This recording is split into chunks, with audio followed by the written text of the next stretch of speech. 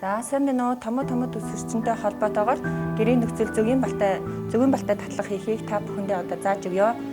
За хүүхдээ хэвтэ барил байлгаж агаад хинэ хэрэглэх төцөөлнө гэвэл бүлээн ус альчуур зөгийн бал хэрэгтэй. За хүүхдээ хэвтэ барилтай байлгаж агаад хоёул зөгийн балаа халбгаар гар дээрээ тавина. За гарандаа сайхан жигэд тараагаад өгчнө. За тэгээ хүүхд дээрээ хүүхд бол 2-оос 3 минут байхад болно. За арьсан дээрээ жиг түрхэж өгөөд за татаж өгнө. За эхний хэдэн минутанд бол ерөөсөө өвдөхгүй.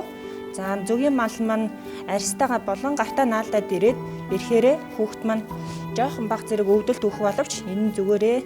За тэгэхээр хоёлоо 2-оос 3 минутаа жоохон хурдцтай хийгээд хүүхдийн арьсан маань улаагаад ирэхээр болсон гэсэн үг. За зөгийн балтай таталгаа хийгээд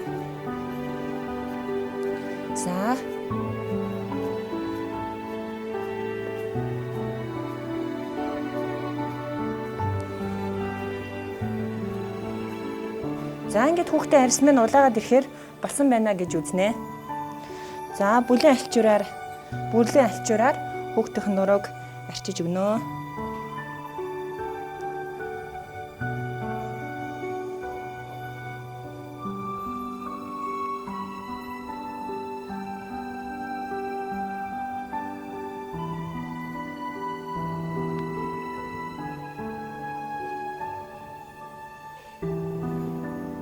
За дараагаар нь хүүхдэд 50 нэг хэдэн минут амрааж өгнө.